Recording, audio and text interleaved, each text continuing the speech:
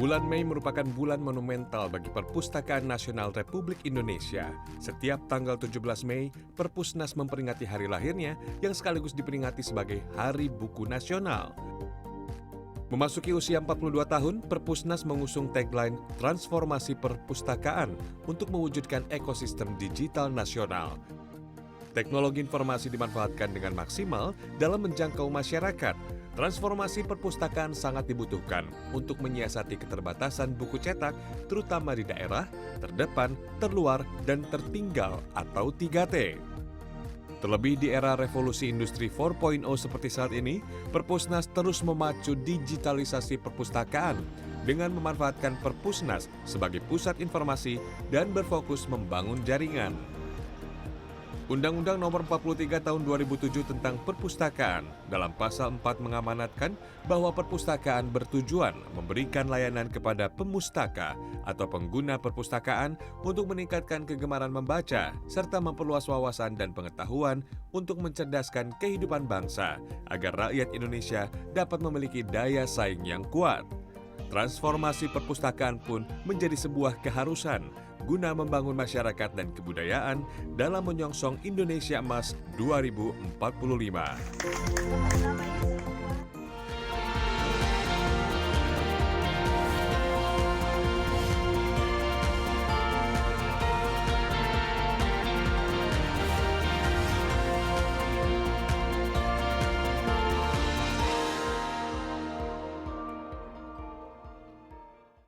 Tingkat peradaban suatu bangsa bisa tercermin dari kualitas perpustakaan yang dimilikinya. Sementara itu kemajuan sebuah bangsa juga bisa diukur dari ilmu pengetahuan dan tingkat literasi yang dikuasai oleh masyarakatnya. Oleh sebab itu investasi untuk membangun perpustakaan yang berkualitas dan juga meningkatkan minat baca masyarakat ini sangat penting, apalagi bila Indonesia mimpi untuk menjadi Indonesia emas pada tahun 2045.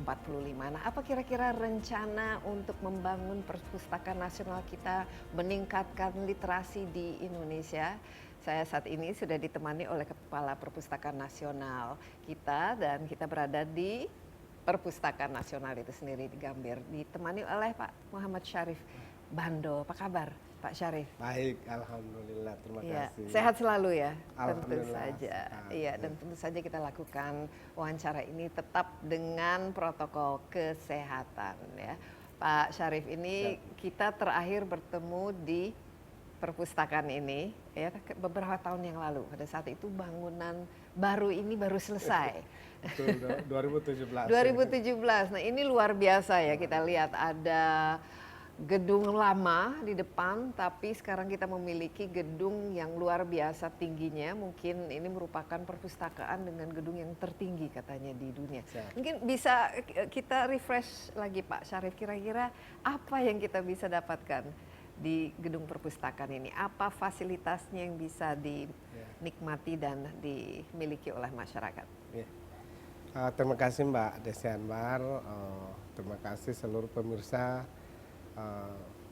CNN TV di manapun berada di seluruh Indonesia.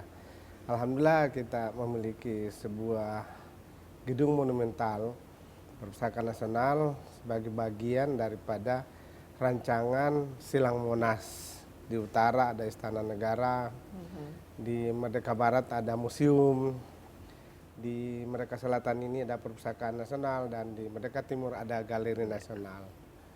Perpustakaan Nasional punya paradigma perpustakaan menjangkau masyarakat, sehingga pada saat ini fokus kita adalah transformasi digital. Bagaimana semua koleksi-koleksi karya cetak, karya rekam itu bisa kita buat aplikasi dan dapat dengan mudah diakses oleh masyarakat Indonesia. Satu-satunya perpustakaan nasional di seluruh dunia yang punya aplikasi digital right management, yaitu suatu program kerjasama legal dengan semua penerbit yang ada di Indonesia untuk bisa buku-buku yang disetujui oleh penerbit yang ada di Perpustakaan Nasional dapat dimasukkan dalam suatu aplikasi namanya iPusnas, sehingga siapapun bisa membaca buku full text melalui mobile phone yang difasilitasi dengan Android dan iOS ya. Ya, ya. Jadi memang kalau sekarang ini kita bicara perpustakaan bukan saja buku-buku ya, walaupun ini tentu saja masih ada di sini. Tapi kira-kira kalau pengunjung yang datang ke sini, apa-apa saja dan kenapa perlu gedung ini begitu tinggi Pak Syarif? Karena apalagi dengan transformasi digital ini sekarang kan orang bisa mengakses yang namanya buku, publikasi itu di mana saja, kapan saja lewat aplikasinya. Tapi relevansi atau makna dari gedung yang begitu tinggi ini apa? Jadi seperti di pembuka Mbak Desi Anwar tadi bahwa perpustakaan adalah sebuah ikon peradaban. Di era pandemi, kalau diberi ruang, masyarakat itu bisa sampai 5.000, 6.000 sehari. Ketika kebijakannya hanya 25%, itu mereka sebenarnya kecewa. Tapi mau apa lagi? Itulah ekspektasi mereka datang ke perpustakaan. Yang pertama adalah simbol bagi mereka adalah orang-orang yang mencintai ilmu pengetahuan.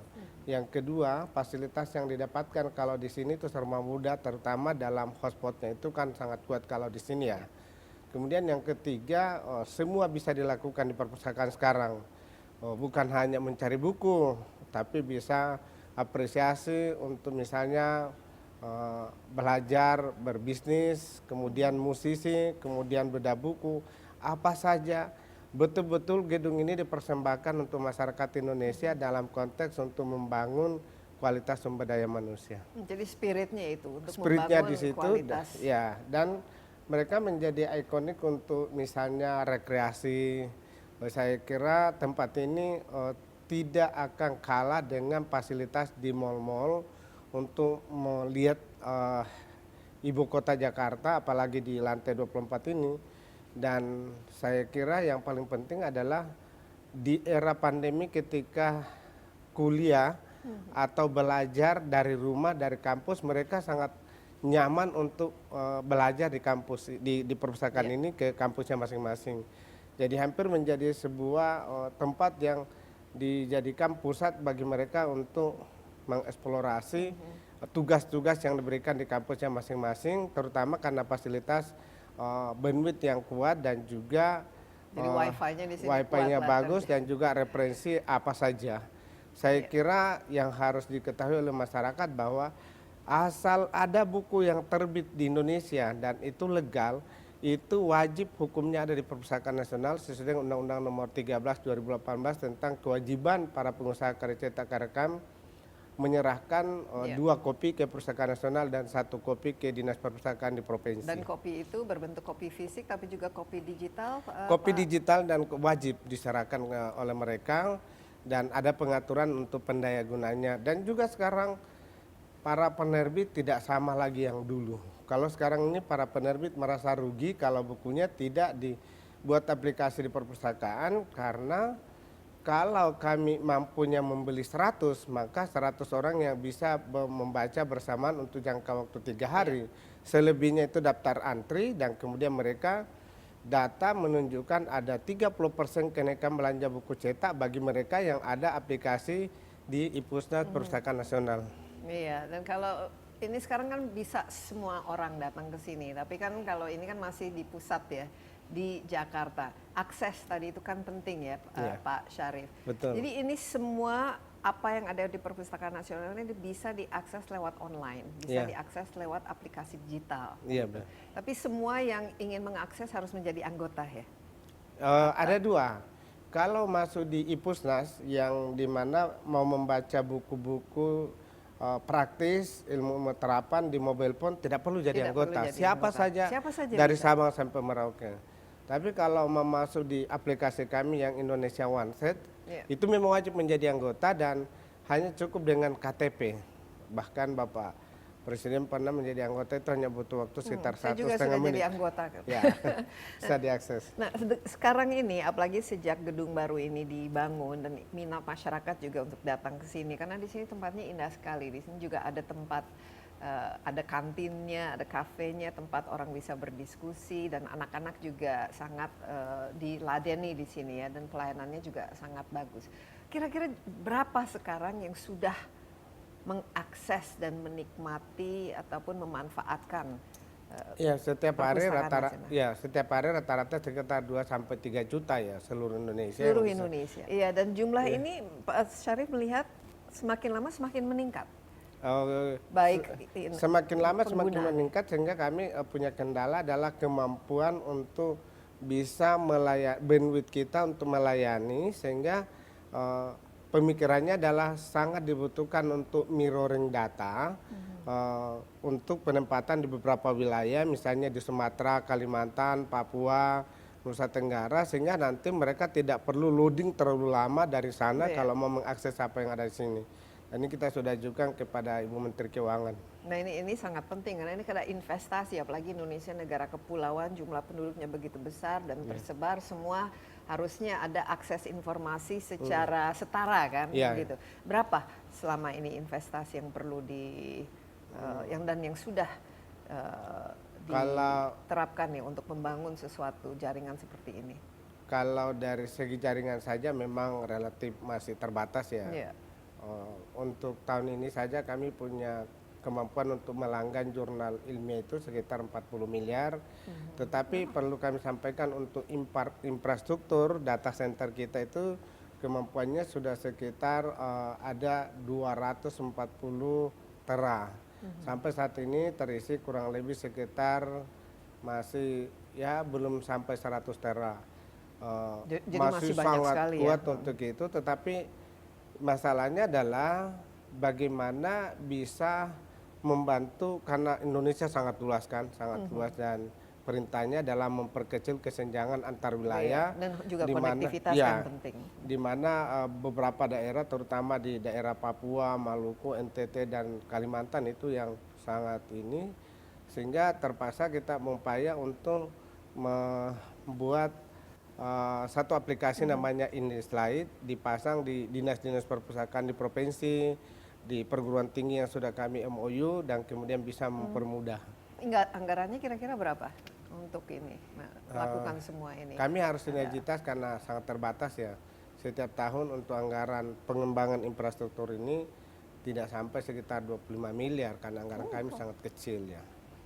Kecil sekali Iya, kedengarannya kecil, untuk usaha seperti memang ini. kami membutuhkan sinergitas dengan Kementerian Pendidikan dan Kementerian Agama. Kami sudah komunikasi dengan Bapak Menteri Agama dan beliau bersedia untuk membantu dalam penyediaan mirroring di semua karena terutama sekolah keagamaan itu kan sangat luas di seluruh Indonesia dan mungkin kebijakan nanti ditaruh di kanwil-kanwil di daerah-daerah yang sangat penting. Iya. Menurut analisis tim IT kami dibutuhkan minimal sekitar 8 titik mirroring untuk memastikan akses bagi seluruh masyarakat yang di luar sana. Iya, jadi kalau 25 miliar ini per tahun ya.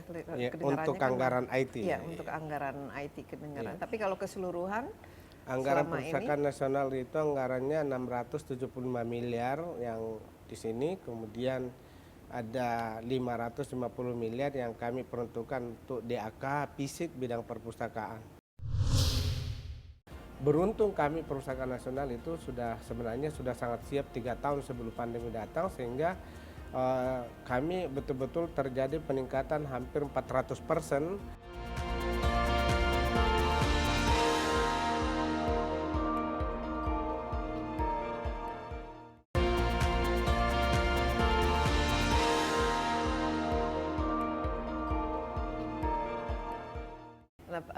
Pak Syarif, konten ya, isi dari perpustakaan itu kan sebenarnya kan kuncinya ya. Ya. Apa dan berapa koleksi yang kita miliki saat ini dan dari mana-mana saja? Apakah hanya tadi kan disebut setiap publikasi yang di Indonesia wajib ya publishernya atau penerbitnya untuk menempatkan 2 kopi ya di perpustakaan itu. Tapi jadi secara keseluruhan, seberapa besar koleksi? Kalau koleksi kita itu kurang lebih sekitar 6 juta ya yang fisik. Tetapi kita karena sekarang ini tidak hanya melihat dari koleksi fisik, kita punya koleksi yang tertua itu adalah yang kira-kira ada 500 tahun, ada peta Sumatera yang masih terbalik itu ada di sana. Tetapi yang paling penting sekarang adalah kita punya aplikasi buku elektronik dan buku digital. Jadi kalau buku elektronik adalah sebuah buku yang dirancang sedemikian rupa sehingga kita bisa mencari kata kunci dari semua subjek-subjek tertentu yang kita inginkan. Sedangkan buku digital adalah buku yang supply-nya murni ditransfer ke aplikasi dan secara full text bisa dibaca seperti buku cetaknya. Jadi itu ada perbedaan antara buku cetak, buku elektronik dan buku buku yang digital. digital. Nah, itu Betul. kira-kira berapa kalau di total dengan buku digital itu? Kalau buku digital dengan elektronik ya sekitar 3 sampai 4 miliar artikel yang kita muat dan itu semua subjek pengetahuan ada. Misalnya untuk pertahanan dan militer saja itu ada sekitar 25 juta. Dan kalau untuk semua subjek mulai dari karya umum, kemudian agama, kemudian pertanian, kemudian hukum, politik, terutama politik dan hukum yang sangat populer saat ini, ilmu sosial karena mungkin trennya ya. Iya. Tapi termasuk juga kesusastraan. Nah, yang paling menonjol adalah produk-produk para sastrawan itu sangat menonjol. Karya-karya sastra itu sangat menonjol di Indonesia. Iya. Kalau buku-buku asing bagaimana? Ada juga atau banyak buku asing yang diterjemahkan ke dalam bahasa Indonesia atau sebagian besar buku asing yang sudah diterjemahkan ada di sini. Bahkan kalau yang jurnal itu memang hampir sepenuhnya bahasa asing. Iya. Yang penting ini karena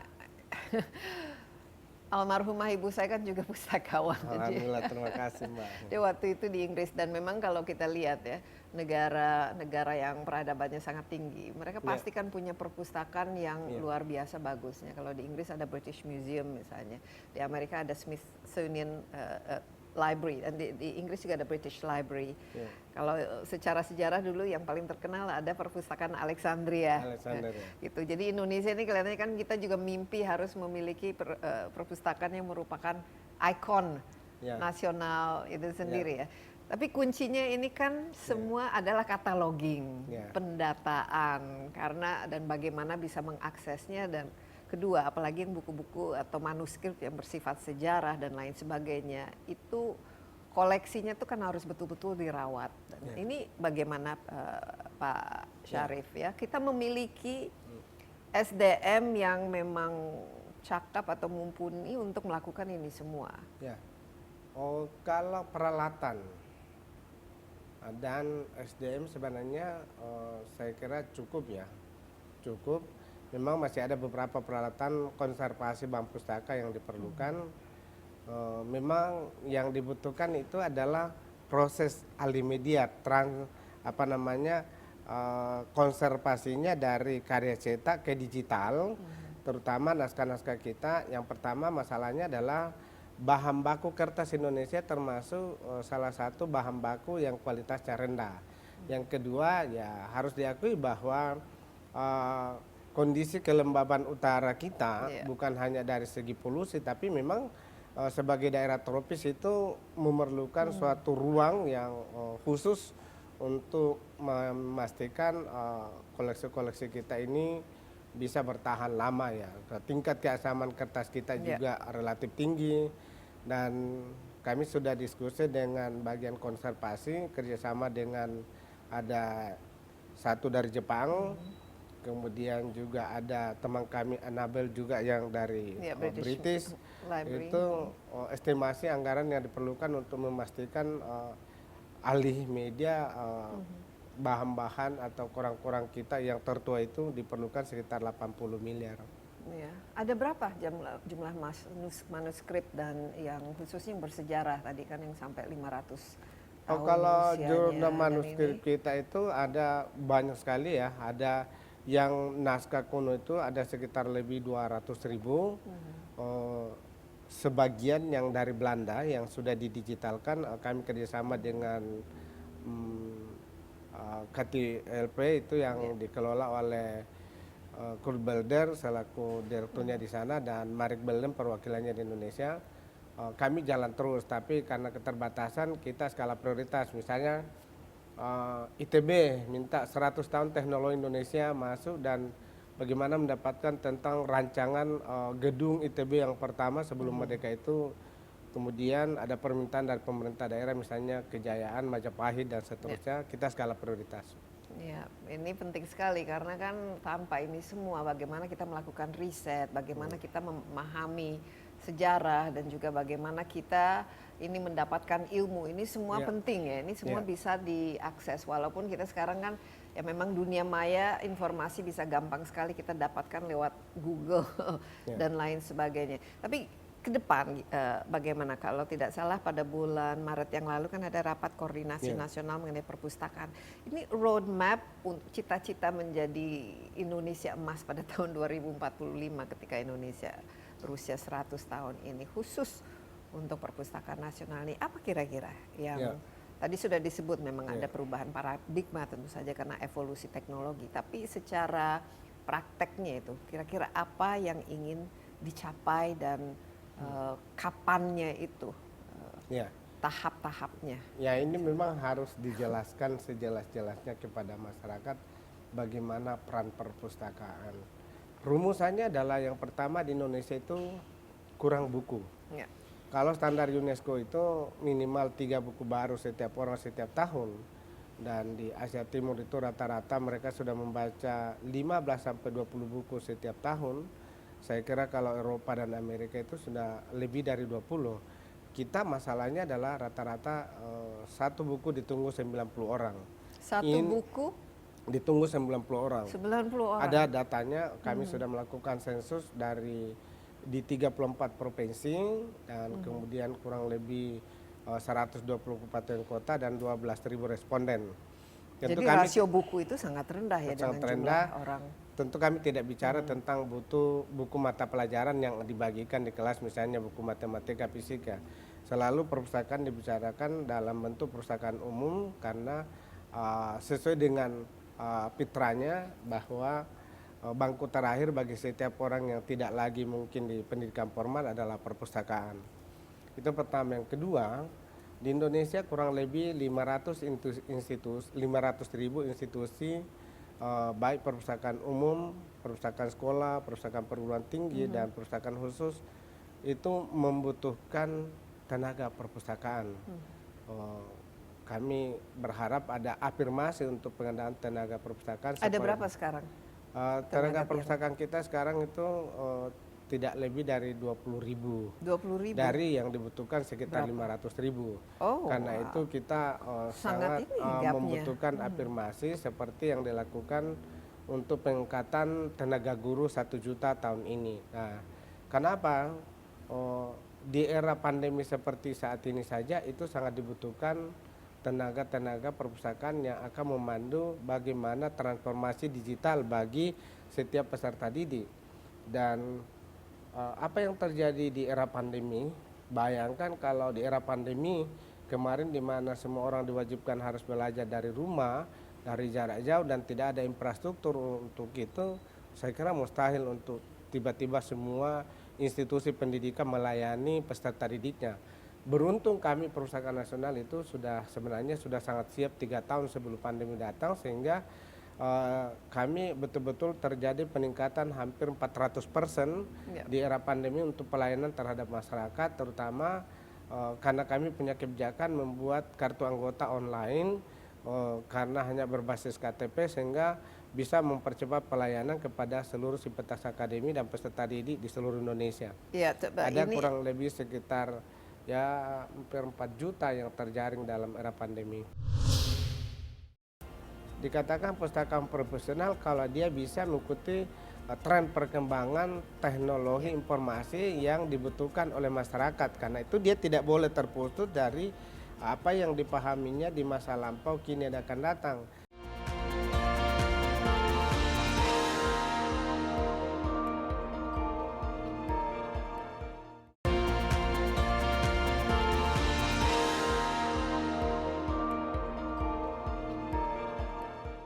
Ini 20.000 tenaga pustakawan yang ada, sementara yang dibutuhkan sekitar kurang lebih 500.000. Ini kalau satu kenapa, institusi. ya, tapi ini kenapa, apa kendalanya? Apakah memang kurang minat orang menjadi pustakawan, atau kedua kurang terekspos atau aware bahwa ini merupakan suatu profesi yang sebenarnya itu sangat penting, atau bahkan pendidikan untuk menjadi pustakawan ini mungkin kurang memadai atau tidak banyak diberikan oleh institusi pendidikan tinggi. Apa kira-kira yang menjadi yang masalah pertama di itu sini? Karena gapnya itu sangat tinggi yang pertama sekali, itu ya. kebijakan. Seperti kita tahu di dalam undang-undang ASN, pemerintah daerah dalam hal ini bupati, wali kota, dan gubernur selaku pembina kepegawaian, mereka lah yang berkewenangan punya kebijakan. Apakah mengajukan formasi rekrutmen tenaga pustakawan kepada BKN dan Menpan. Di situ awalnya. Nah, persoalannya adalah formasi untuk pengangkatan ini kan sangat terbatas, sehingga pemerintah daerah memiliki skala prioritas, biasanya dokter lebih prioritas, guru prioritas. Jadi kita sementara terkendala. pustakawan tidak dimasukkan. Sekarang dengan Rakornas ini sudah dimasukkan sebagai prioritas atau bagaimana? Sudah berulang kali kami masukkan sebagai prioritas, dan kita sudah lanjutkan kepada instansi terkait, tinggal menunggu kembali lagi kepada formasinya. Bahkan Menpan sendiri pernah memberikan afirmasi agar bisa dari tenaga-tenaga yang sudah terangkat sebagai ASN untuk dialihkan, terutama kan kebijakannya memperkecil jabatan struktural dan memperluas jabatan fungsional. Tapi ini kira-kira tahun depan atau tahun-tahun berikutnya berapa jumlah tenaga pustakawan yang kita bisa tingkatkan dengan adanya kebijakan ini? Atau Tergantung ini masih sangat tergantung dari kebijakan Menpan. Kami harus berterima kasih kepada Pak Menpan dalam 3 tahun terakhir ini. Perpustakaan Nasional diberikan 600 ASN pegawai baru. Ini luar biasa kebijakan Pak Menpan, Pak Cahyo Kumolo, kami terima kasih. Tapi memang untuk kebijakan di daerah terutama di daerah-daerah timur ya, di Papua, di Ambon, di NTT, di Kalimantan itu sangat kurang pustakawan. Jadi memang, tapi kan juga harus ada usulan dari pemerintah daerah. Dan juga memang harus ada target berapa yang ini minimal 50% saja lah dipenuhi, karena 20.000 dan 500.000 kalau kita punya 250.000 saja, maka itu bisa memenuhi sekitar 70% tenaga pengelola perpustakaan sekolah. Terutama di sekolah dasar dan sekolah menengah yang hampir rata-rata tidak punya tenaga pustakawan. Dan padahal harusnya di sana menjadi skala prioritas, karena Pak Mendikbud kita, Pak Nadiem Makarim, mengatakan bahwa seluruh akses terhadap ilmu pengetahuan itu diawali dengan kemampuan membaca. Jadi kalau kita tidak memiliki kemampuan membaca yang baik, semua akan tertinggal, mau matematika, mau fisika, masalah. Nah, ini masalah yang lain yang akan kita diskusikan, tapi kembali ke ini kebutuhan terhadap pustakawan ini memang harus jumlahnya ditingkatkan, sangat-sangat jomplang ya antara yang berapa tenaga yang tersedia dan berapa yang dibutuhkan. Tapi sebenarnya kan pustakawan ini kan harus punya pendidikan sendiri. Ini adalah ilmu ya, ilmu dalam mengelola ilmu begitu, ilmu dalam mengelola informasi. Nah, ini kan juga tidak mudah untuk hanya tolong disediakan dari ISN atau dialihkan. Kan harus ada edukasi lagi, kan tidak semua orang mampu dikatakan pustakawan profesi ini dikatakan pustakawan profesional apabila dia memahami tugas pokok dan fungsinya. Yang pertama adalah yang namanya perpustakaan itu dia menjadi sumber informasi. Karena itu tugas pustakawan adalah mengumpulkan semua data dan fakta yang berserakan dimanapun itu, lalu dikemas ulang menjadi informasi, lalu disajikan. Dan itulah namanya informasi. Kemudian yang kedua adalah dikatakan pustakawan profesional kalau dia bisa mengikuti tren perkembangan teknologi informasi yang dibutuhkan oleh masyarakat. Karena itu dia tidak boleh terputus dari apa yang dipahaminya di masa lampau, kini, dan akan datang. Karena itu definisi perpustakaan sebenarnya adalah jembatan ilmu pengetahuan masa lampau, kini, dan yang akan datang. Iya, nah ini mungkin kalau menurut saya Pak Syarif, untuk meningkatkan jumlah orang yang minat menjadi pustakawan dan meningkatkannya secara drastis, karena sekarang 20.000 sementara kita butuh 500.000, harusnya dimulai sejak dini, istilahnya seperti ya ada misalnya anak-anak yang ingin masuk IT atau berbisnis dan lain sebagainya, tapi ini kan bisa dijadikan suatu profesi yang diminati, profesi yang sekarang apalagi berbasis teknologi, berbasis keilmuan. Jadi jangan hanya bergantung kepada wah ini affirmative action atau tindakan afirmasi supaya jumlah ASN bisa dialihkan untuk menjadi pustakawan, karena ini kan tidak akan menjamin kualitas ya Pak Syarif sendiri. Tentu kan Pak Syarif sendiri kan pendidikan pustakawannya kan juga kan cukup tinggi kan. Jadi ini harusnya menjadi sesuatu yang memang diminati oleh anak-anak zaman sekarang ketika mereka menjajaki pendidikan tingginya. Ya. Oh, saya adalah orang yang suka untuk melakukan terobosan-terobosan dan membuka peluang. Saya tidak mungkin sejak dilantik itu 2016 akan bertahan pada kondisi tidak bisa mendapatkan pustakawan secara plat merah istilahnya sebagai pegawai negeri. Ketika saya dilantik 2016, saya langsung membuat terobosan baru dengan menjaring komunitas di seluruh Indonesia. Kami bisa beruntung saat ini ada sekitar 20.000 komunitas penggiat literasi yang membantu kami untuk mensosialisasikan, dan secara formal kami telah melakukan trainer untuk menciptakan tutorial dalam bidang implementasi dan transformasi perpustakaan kurang lebih sekitar 20.000 juga. Jadi dalam 4 tahun terakhir ini kami sudah punya dukungan moral sekitar 40.000 penggiat literasi yang terus akan berbicara tentang pentingnya membaca. Jadi pada 2016 itu mungkin sekali seminggu kita bicara tentang perpustakaan dan literasi. Alhamdulillah hari ini insya Allah setiap menit itu di media sosial itu dari Sabang sampai Merauke itu ada kegiatan tentang perpustakaan. Dan yang paling penting adalah harus kita keluar dari koridor birokrasi. Nah itu dia. Ketika orang bicara perpustakaan adalah deretan buku-buku ditunggui sampai tua kemudian minta dikonservasi seperti tadi membutuhkan 80 miliar, saya mengatakan tidak relevan lagi seperti itu.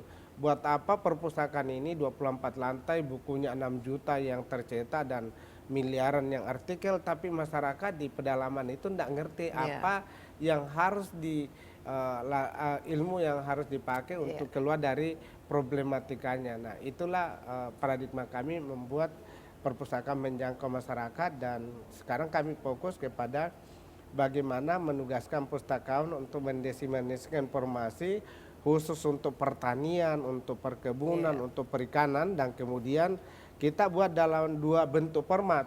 Satu PDF, saya pernah ke NTT, di situ ada kelas jauhnya Politeknik Makassar. Di situ ada kurang lebih 30 komputer, ada jumlah mahasiswanya banyak, tapi tidak terkoneksi dengan internet. Sehingga begitu ketemu dengan Ibu Gubernur, kami pulang ke Jakarta, kami buat seluruh yang terkait dengan proses pembuatan garam di PDF-kan dan dikirim ke sana sehingga mereka membaca melalui komputer.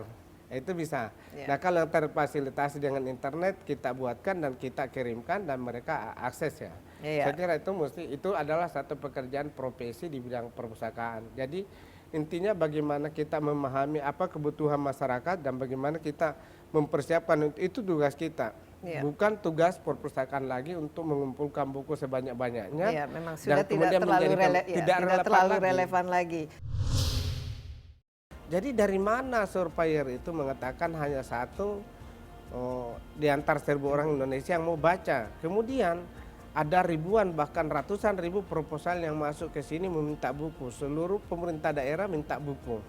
Jadi saya mau katakan yang benar adalah kurang buku di masyarakat. Kurang buku, bukan karena minat bacanya kurang. Bukan.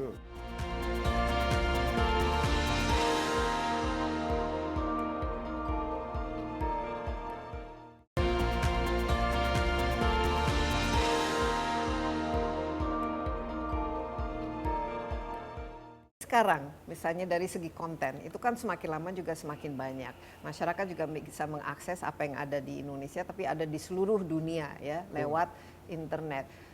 Di Indonesia tadi kan Pak Syarif sendiri mengatakan mengenai minat baca itu sendiri ya, kalau tidak salah minat baca Indonesia salah satu yang paling rendah di dunia ya.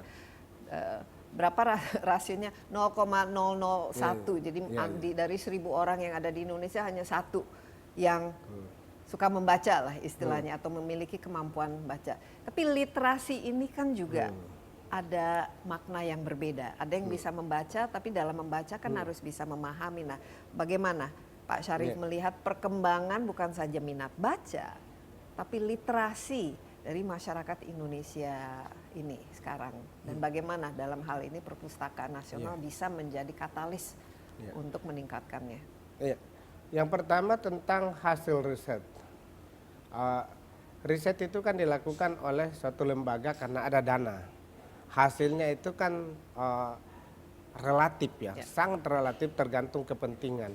Saya bukan karena mewakili pemerintah terus kemudian tidak setuju bahwa hanya satu di antara seribu yang membaca. Kenapa betul-betul saya tidak setuju? Karena fakta bisa dibuktikan ada kuda pustaka, itu mereka anak-anak kalau pergi itu nangis. Ada perahu pustaka, ada mobil perpustakaan keliling, ada motor pustaka, dan itu selalu penuh anak-anak, ramai sekali. Jadi dari mana surveyor itu mengatakan hanya satu di antara 1.000 orang Indonesia yang mau baca. Kemudian ada ribuan bahkan ratusan ribu proposal yang masuk ke sini meminta buku. Seluruh pemerintah daerah minta buku. Jadi saya mau katakan yang benar adalah kurang buku di masyarakat. Kurang buku, bukan karena minat bacanya kurang. Bukan. Ini beda kurang sekali buku, ya. Beda, ini cara beda. Dan membaca itu datanya. mereka tidak mau ketemu dengan kita surveyornya ketika kita mau diskusi. Saya ajak, boleh nggak kita diskusi dulu, terutama untuk memahami instrumen. Karena kan hasil yang didapatkan tergantung pertanyaan yang dibuat. Itu kan masalahnya, dan mereka itu satu. Yang kedua, sekarang tidak relevan lagi bicara tentang baca tulis dan buta aksara menurut saya. Relevannya adalah apa itu literasi. Literasi adalah kedalaman pengetahuan seseorang yang pada tingkat akhirnya parameternya adalah kemampuan memproduksi barang dan jasa yang bisa dipakai dalam kompetisi global. Saya kira harus kita sepakati. Jadi sangat praktikal ya ini. Ada harus kita tujuannya, ada barang akhirnya. Harus ada kita sepakati bahwa akhir daripada konstelasi perang kepentingan antar bangsa cuma satu. Siapa yang akan menjadi produsen, dialah pemenang. Dan siapa menjadi konsumen, dia yang akan kalah. Saya kira itu parameternya. Nah, sekarang bagaimana hierarkis literasi kita bangun? Kami coba rumuskan 5 tingkatan. Yang pertama, bagaimana tidak kita mulai dengan kemampuan baca tulis. Kemudian kemampuan baca tulis dan pembangunan karakter inilah kita cermati realita yang ada pada pendidikan dasar kita. Bagaimana anak-anak yang usia golden age itu dijejali dengan gadget yang kemudian merusak membentuk struktur berpikirnya. Dengan main game sebenarnya kan orang dibentuk struktur berpikirnya membunuh. Itu suatu problematika bagi pendidikan usia dini yang sangat berat dihadapi Kementerian Pendidikan. Yang kedua adalah bagaimana akses anak kita di sekolah, dia hanya mendapatkan ilmu dari guru dan buku yang tersedia luar biasa terbatasnya. Yang ketiga adalah kecepatan membaca. Sekarang ini adalah kecepatan membaca 500 kata per menit dari saraf 70 itu kategori rendah dalam standar internasional. 800 kata per menit dari saraf 80 sedang. Sedangkan mereka punya target kalau mau lolos ke S2, S3 diwajibkan 1000 kata per menit dari saraf 90%. Dan ini kan luar biasa tantangannya kalau tidak dimulai. Ya, bukan sebab saja kecepatan membaca, tapi pemahaman dalam apa yang dibaca itu juga kecepatan sangat membaca 1000 kata dan dari saraf 90 itu pemahaman. Bagaimana hubungan antara saraf mata memandang dan imajinasi otak menangkap itu, dia selalu saya mengatakan begini. Melatih otot untuk menjadi juara tinju seperti Mike Tyson sama dengan melatih otak untuk menjadi Albert Einstein atau Habibie. Habibie itu pintar karena banyak baca, dia cepat sekali, dan saya kira ini harus dibangun di dunia pendidikan kita tentang bagaimana melatih struktur berpikir otak manusia yang terdiri dari neuron itu menjadi cepat, karena semakin banyak perbenaran kata masuk maka imajinasi kita semakin luas dan kemampuan kita untuk memecahkan masalah semakin luas. Yang keempat adalah inovasi dan kreativitas. Jangan coba-coba untuk memandang sebelah mata tentang inovasi dan kreativitas. Sebab bagaimana di dunia Eropa sekarang tidak ada bicara literasi di Eropa, di Amerika dan tidak ada. Mereka semua bicara tentang produk. Ketika saya mempresentasikan bagaimana produk teknologi canggih di launching oleh Tiongkok, kereta dengan kecepatan 600 km per jam. Rusia 7 bulan sebelum menginvasi atau terjadi perang dengan Ukraina, itu sudah mengumumkan bahwa dia telah menciptakan apa namanya pesawat tempur jet tempur yang bisa menyerang 6 arah. Kemudian Amerika meluncing pesawat yang bisa mengantar orang berwisata ke angkasa, mungkin 10 menit bisa 3,6 miliar oleh Jeff Bezos. Yang saya mau katakan adalah selaku pustakawan menyampaikan bahwa sampai detik ini belum ada transfer teori dan praktek dari buku keutamaan manusia dengan cara diinjeksi. Harus baca. Iya.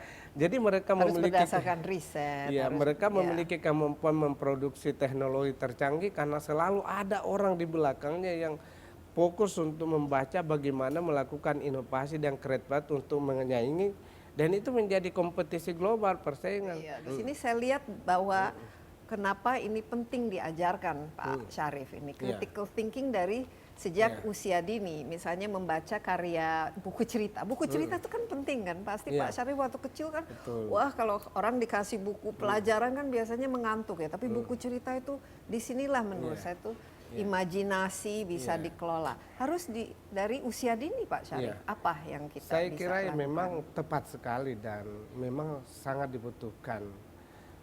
Mungkin kita lupa bahwa di negara-negara Eropa sekarang ingin kembali ke masa lalu. Di Eropa sekarang pendongeng itu menjadi sangat popularitas. Kita sudah mulai hilang. Kemudian saya mengutip sedikit tentang IoT yang disebutkan tadi. Dunia memang sedang menuju pada suatu kontrol orang. Kalau kita bicara IoT atau Internet of Internet Things. Intelligent of Things itu sebenarnya katakan intelijen itu adalah bagaimana seluruh umat manusia dikontrol oleh suatu alat yang diciptakan oleh entah pribadi atau entah misalnya suatu korporasi atau mungkin negara. Kita bicara tentang transformasi digital, sebenarnya kita semua mengantarkan diri kita ke dalam suatu kontrol satu tangan, dan memang selalu ada paradoksnya, ada kelebihan dan kekurangannya. Contoh, ketika internet mulai diperkenalkan pada tahun 80-an, kebijakan kita pada tahun 90-an dan saya kira sangat menonjol di awal tahun 2010-an, setiap anak sekolah diwajibkan mengakses mata pembelajaran melalui internet. Hasilnya hari ini adalah anak-anak itu tidak suka baca. Setiap tugas dari guru adalah ada internet. Bahkan ada orang yang membuat aplikasi yang apapun tugas yang Anda butuhkan, silakan akses ke kami dan seketika itu. Hasilnya apalah? Ada apa? Generasi tanpa data. Kemudian lahir sebuah buku yang mengatakan membaca di internet sama dengan berselancar di gelombang dengan penuh ketidakpastian dan pengetahuan yang sangat dangkal. Sedangkan membaca buku-buku teks aslinya sama dengan menyelam di laut dalam dengan pengetahuan sampai ke unsur terkecil bisa dipahami. Nah, yang paling penting adalah kesadaran kita tentang percepatan ini.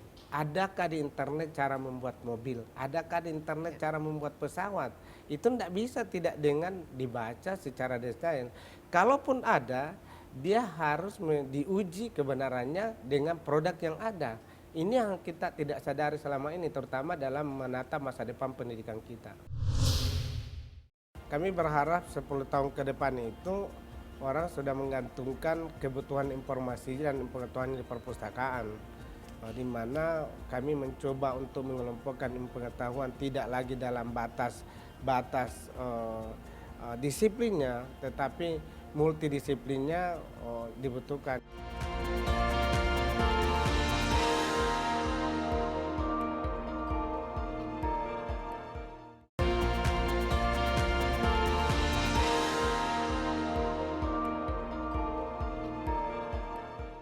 Yang paling penting ini dalam membangun kebudayaan ya, kenapa kita penting sekali untuk memajukan yang namanya perpustakaan, berinvestasi dalam yang namanya buku ini.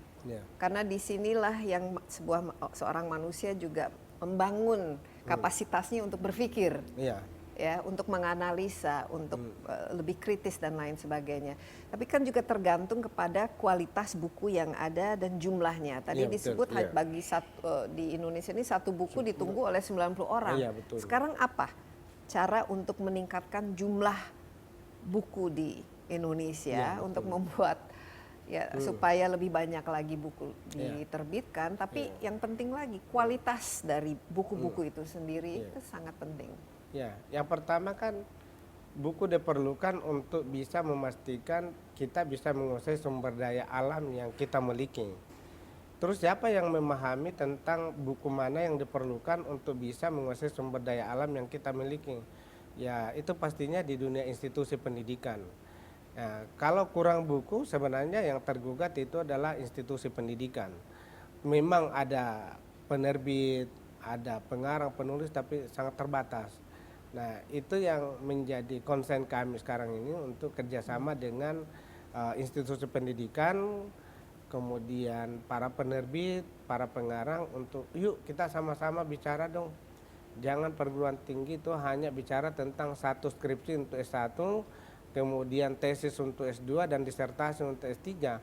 Ada ruang yang sangat besar untuk menyajikan buku-buku yang dibutuhkan masyarakat, karena masyarakat pedesaan dengan latar belakang pendidikan SD, SLTP, SLTA kan mungkin tidak bisa menyerap kalau disertasi kan, dia harus diturunkan lagi. Yang kedua, kita kan masih berbasis agri atau pertanian, bagaimanapun juga dibutuhkan buku-buku ilmu terapan yang sangat sederhana. Dan kami telah mencoba di dalam transformasi berbasis inklusi sosial, itu mereka umumnya membutuhkan buku-buku yang sangat sederhana, yang tadinya itu betul-betul kita lihat itu bagaimana orang itu menganggur, kemudian punya keahlian menanam singkong, menanam kangkung, sebenarnya sederhana sekali, tapi bagaimana menata struktur berpikirnya dari berproduk sampai bisa dipasarkan dengan home industry. Ya kami memang karena ketemunya para gelandangan atau orang-orang termarginalkan, ya mohon maaf dalam tanda kutip, kami bicara tentang home industry. Tapi saya tidak pernah akan lupa untuk bicara tentang produk. Maka kemarin kami dengan pemerintah Jawa Timur ketika mencoba untuk kolaborasi dengan startup, di situ saya ditanya apa sih peran perpustakaan dalam pengendalian ekonomi nasional. Saya bilang kita lihat perpustakaan sumber ilmu. Di perpustakaan dengan sumber ilmu itu akan menyajikan teori dan praktek. Di teori itu kan mengalahkan orang-orang cerdas, kemudian dalam praktek itulah kita ada skill, ada pelatihan, kemudian ada mencoba untuk menghitung produk. Tetapi kan tidak semua produk akan lolos di startup karena ada seleksi mutu. Dan dari seleksi mutu itu ada daftar produk yang lolos, di mana dari situlah dia akan membuat fotografer, karena kalau kita sekarang belanja di online kan sebenarnya beli foto ya, beli foto. Nah, yang tidak pernah terpikirkan adalah bagaimana merubah paradigma perpustakaan untuk menjadi tutorial tentang suatu bentuk produk yang menggabungkan berapa banyak disiplin ilmu, karena kita berada pada satu tatanan masyarakat dunia dalam perdagangan global. Nah, kasih contoh misalnya, siapa yang tidak kenal tokoh nasional, tokoh hebat Indonesia, Profesor Habibie sebagai jagonya pesawat terbang. Tapi sampai akhir hayat Indonesia tidak menjadi produsen pesawat terbang terbaik karena banyak komponen yang berpengaruh. Harus ada pasar, harus ada industrinya, kemudian harus ada macam-macam. Jadi tidak bisa diterapkan secara makanya praktik. ini kan kita harus betul-betul mengkolaborasikan, dan ini merupakan tantangan baru bagi dunia pendidikan yang digagas Pak Mendikbud kita sekarang kan adalah bagaimana Merdeka Belajar dan Kampus Belajar ini membuka ruang kepada setiap orang untuk tidak hanya bangga dengan satu keahlian tapi tidak bisa membuat apa-apa. Beliau sangat menginginkan setiap orang dengan ilmu yang dimiliki, parameternya adalah bisa memproduksi barang dan jasa untuk mengisi masalah neraca perdagangan Indonesia yang selalu minus karena impor lebih besar daripada ekspor. Baik Pak Syarif, ini waktunya sudah hampir habis, tapi minat baca, karena saya juga dari kecil kan memang suka membaca. Menurut saya ini sangat penting untuk ditumbuhkan dari usia dini, tapi biasanya itu dengan bacaan-bacaan yang memang menarik ya, bacaan yang storytelling ya, bacaan yang sambil sangat menyenangkan tapi dalam waktu yang sama juga memberikan semacam nilai-nilai kehidupan ya. Biasanya kan kalau buku novel dan lain sebagainya itu membuat orang juga sangat tertarik dan membuat mereka juga bisa berimajinasi. Nah, ini ada program ini dari anak kecil memang dikhususkan untuk mencintai buku karena buku itu menyenangkan, karena buku itu memberi cerita, buku itu bisa membantu dalam mengatasi masalah-masalah kehidupan. Ya, kami punya program rutin namanya lomba storytelling ya, bercerita anak, dan itu seluruh kabupaten kota ikut, dan setiap kita ke daerah mereka punya juara, kemudian sampai provinsi dan dilombakan di tingkat nasional. Ini satu kegiatan, tetapi tidak bisa mengimbangi daripada pengaruh gadget yang dipegang oleh anak-anak, sehingga tahap kedua yang kami tempuh adalah membangun aplikasi digital right management, di mana anak ini punya hak asasi untuk memegang handphone.